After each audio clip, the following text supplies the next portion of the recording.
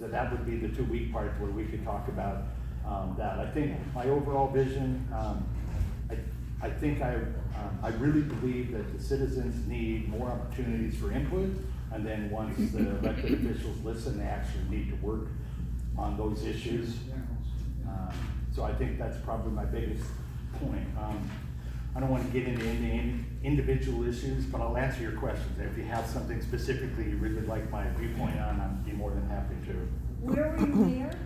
I was mayor for the city of Snoqualmie from 1998 to 2005, and on the Snoqualmie City Council 2 years before that. I'm a certified municipal leader, and all that means is I took some extra classes while I was a mayor, and Association of Washington Cities gave me that designation, which is cool, because now I have letters at the end of my name. Somebody had to remind me what they were, but I actually have those letters there. I've lived in Snoqualmie, like I said, since 1995. Same house, downtown. I'm married, my wife Becky's here, she's in the back there. I know most of the faces here. I kind of don't want to take all the time, but I'll answer your questions if you have one specifically for now. And if I bail out at 4 o'clock, it's directly because I'm supposed to be at work. I just informed them I was going to be 2 hours late, and I didn't wait for a reply. I just said I'll be 2 hours late. So we'll see how they act when I get there. But thank you all for being here and giving us time to tell you what we got going on. Thank you. Could you answer some questions for us? I'm sorry? Could you answer some questions for Sure, us? go ahead, sir. I'd be more than happy to. Go ahead. Yeah. Fire away. Well, what's your major issue that you see that's the near future? For me, traffic and congestion is one of the top 3. My feeling is there's something called concurrency rules or concurrency policies, where you build your infrastructure while you're building your building. Now, I'm very well aware how we got Snoqualmie Ridge, because if you looked at the paperwork, I signed most of it to build Snoqualmie Ridge while I was mayor. So I'm not gonna sit here and tell you, wow, we got all this traffic and we didn't know it was coming. We did know it was coming. And I think that we put our infrastructure together at that time and made Weyerhaeuser pay for as much of it as we could legally make them pay for it. However, there's still more building, even though some electeds have said, hey, we're built out, there's still building that's going on, and there's a deep concern, in my opinion, on the traffic and congestion. And the current administration is working very hard on the I-90 and 18 interchange. That'll be done in about 2023 unless some magic happens and somebody finds a whole lot more money before then. One of the other issues I have is water. The amount of water that we have for any of the building that needs to come in the future. I don't feel absolutely positive that we can say to every citizen and every business owner that lives in the city of Snoqualmie right now, if we all turned our taps on for a drink of water, everybody would have enough water to drink. Maybe it's so. I'm just saying at the present time, I personally don't have that information, and so therefore it's an important issue for me. Let's see what else. We have some other things going on like the Y, and whether or not we should spend the $10 million as taxpayers. My first gut reaction is whatever we do needs to go to the vote of the people and not to a phone poll, because I don't think you're going to get a representation of how everybody feels if you only interview 300 people, no matter where the 300 people live. So that's an issue. Wow, where else do we go from there? We keep going. Those are the why isn't. It's just the way we're getting to it. It isn't whether we should have or not have the YMCA, and it's full.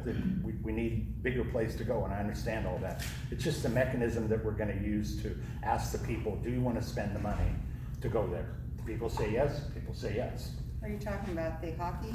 Is it the No, hockey thing, or is it the pool? In particular, sorry, I'm living downtown, so I'm pointing the wrong way. Yeah. The YMCA and the enlarging of the campus or the footprint. Yeah. And the addition of a pool, sure. Okay. And one of the other reasons is Skyview's working on a pool as well. Yeah. So do we need 2 big pools, 2 small ones, 1 giant one? So, but I just think it needs to be the people that have the final say on whether or not we expend the money.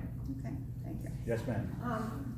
I don't know this, I'm asking, if in the building of Snoqualmie Ridge, Is there any low-income housing that has been built into this city that now exists? So fuzzy short answer on that is yes. There is affordable housing. My particular issue with it is the definition that we're using for affordable. Yeah, And there's 191 units that are being built now, and that was a requirement to have affordable housing in the mix, in the whole project. And that's where it wound up. It's the last parcel to my knowledge, right standing here today, that's being worked on.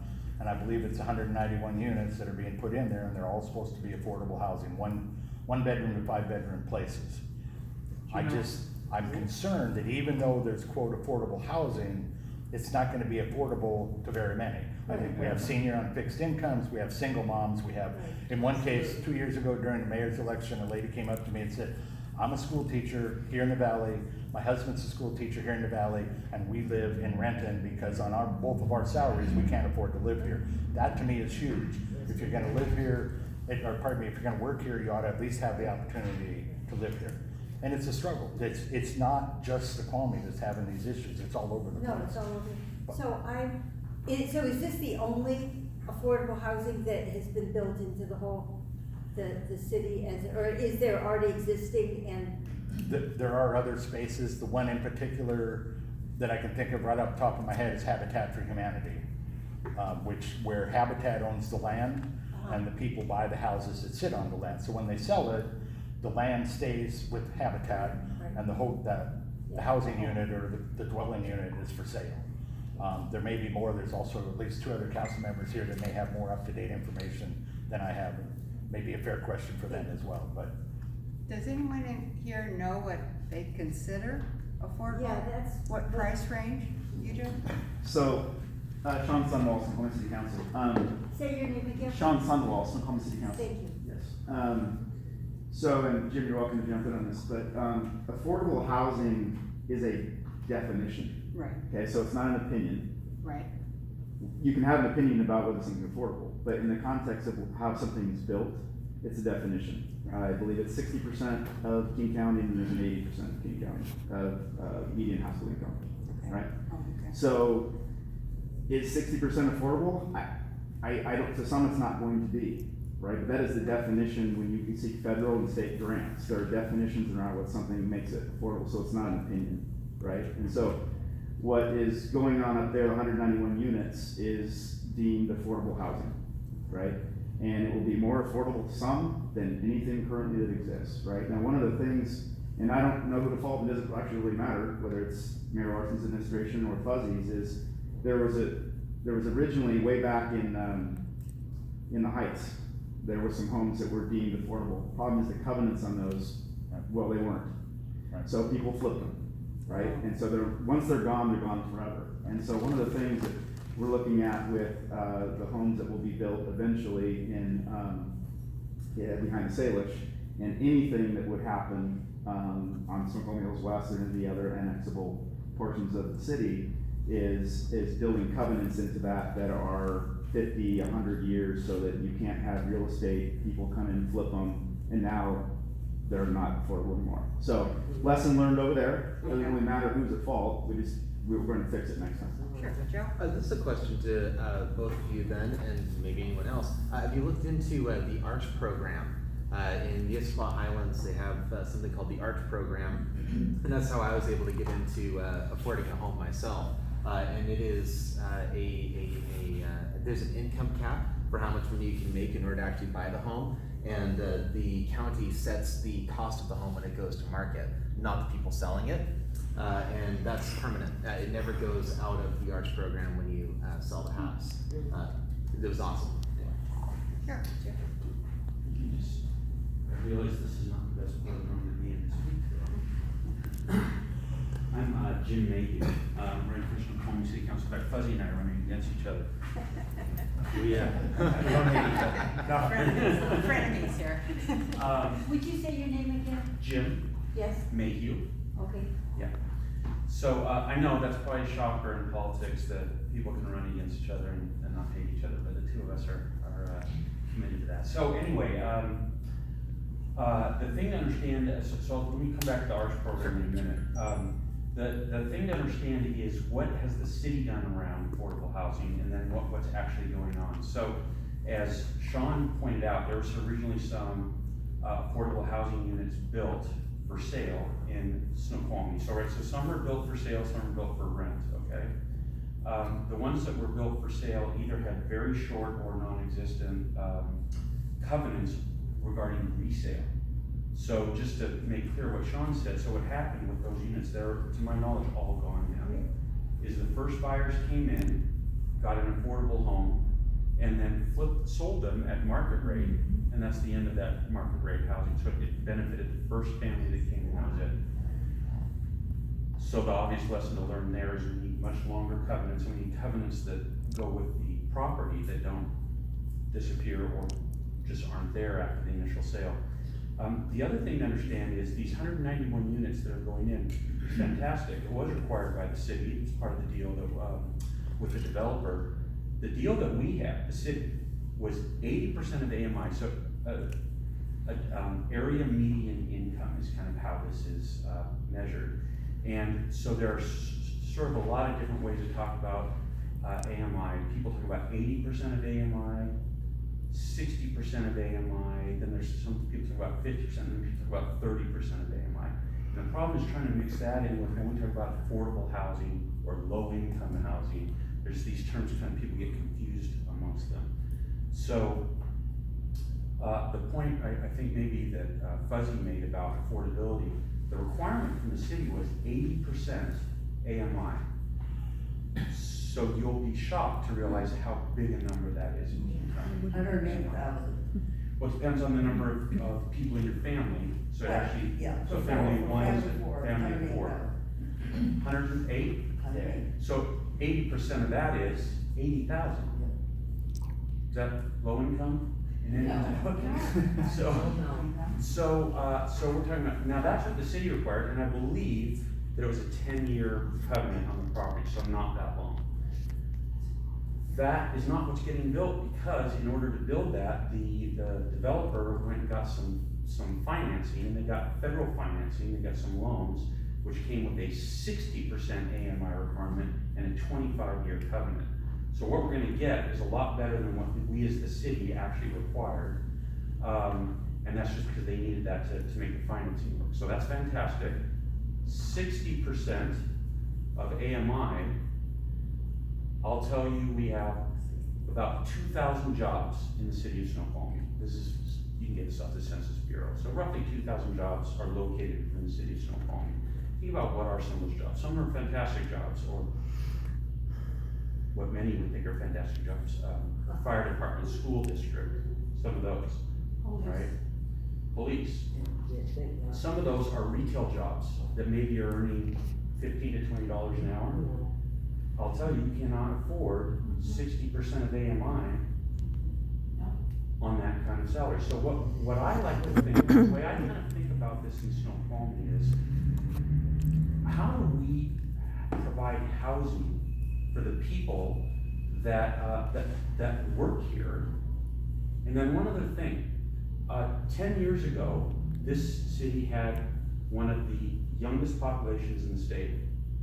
Today, we have one of the youngest populations of the state, and it is younger than it was 10 years ago. How did that happen? Okay, so I don't know the exact answer, but I'll tell you the only logical answer is we built a bunch of big family homes. And so what's happening is those families clear out, people are selling those homes and moving on. To where? To some other city. We don't have the kind of size of housing, the kind of affordability of housing that is for people that want to age in place in Snoqualmie. People that want to work in Snoqualmie in retail jobs. So I think what we have to do is think about the population that we sort of see coming in the future, and then how do we get housing that's going to fit to them? Part of it is requirements perhaps from the city. Part of it is some other kind of funding perhaps from the city. Part of it is looking for organizations like ARCH. The big thing with ARCH is that there's a lot of money that goes in from the different cities that participate in that. It would be very hard for populations of small Snoqualmie to ever get projects out of that. So it's not categorically the wrong thing for us, but it's not also obviously the right thing either. So that's what we got to figure out, is how do we get more housing for the people that live, work in Snoqualmie, and, I think there's a lot of things that we need to look at to make that happen, including leveraging things like federal loan programs. William Donaldson, running for city council myself. And I'm also a local landlord. At any given time, I've got 4 apartments on the market, 3 of which are 1-bedroom apartments, and I would consider them some of the lowest income options available within the city of Snoqualmie. It's an old 1920s craftsman that was converted to an apartment complex. And I can tell you from my personal experience that the reason, or at least the primary contributors, the housing costs are so expensive in this county or in this area, this region, is because of profiteering that takes place in the landlord market.